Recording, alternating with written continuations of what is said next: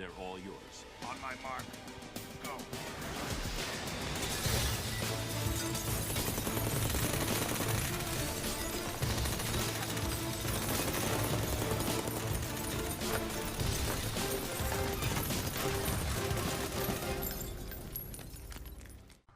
Rainbow Six 3 released on October 28, 2003 on the Xbox and was later released for the PS2 and GameCube.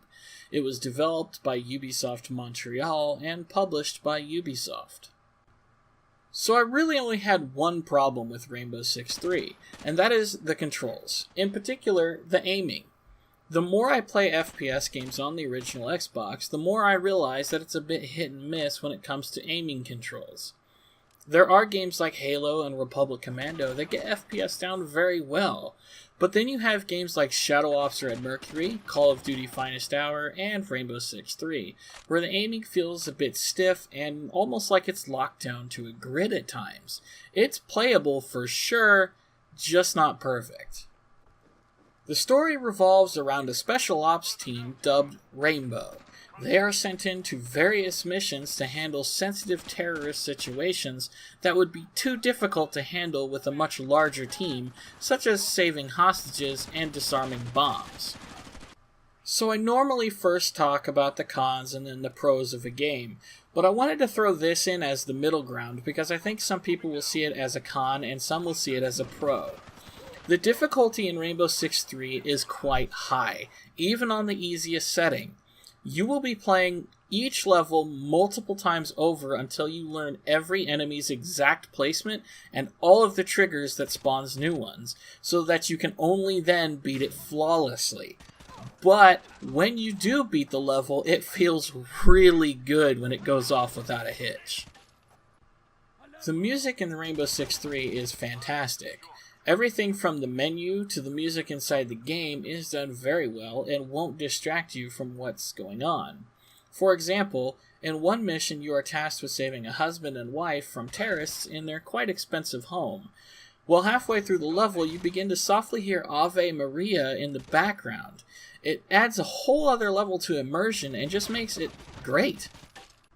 Level variety in the game is quite nice. I never felt like I was playing a single level that felt too similar to a previous one. They all seem to have their own distinct feel and setting, such as a shipyard, a very nice house as I mentioned earlier, and a factory. From the start of the game, you have a total of 31 weapons to play with, from pistols, assault rifles, snipers, and more. On top of that, you also have an assortment of gadgets and grenade types such as flashbangs, smoke grenades, and claymores. The best thing in this game for me was the teamwork by a large margin. I love games that have teammates that are actually useful, and Rainbow Six 3 is a perfect example. They don't screw around. If there's an enemy in sight, they will take them out fairly quickly.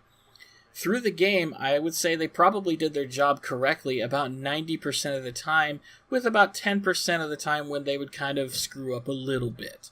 On top of that, you are able to give them commands such as where to tell them to move, to cover, to follow you, and various ways to breach doors such as flash and clear, breach and clear, etc. In the end, Rainbow Six 3 was a great game to play. I genuinely enjoyed playing through the game, and I'm certainly interested in the other Rainbow Six 3 games on the Xbox. If you like tactical combat and don't mind playing levels over a few times, I would definitely recommend this to you. It's currently selling for around $3 small, so if you see it on a shelf, give it a shot. Rainbow Six 3 is the one game that definitely deserves recognition for how good it is.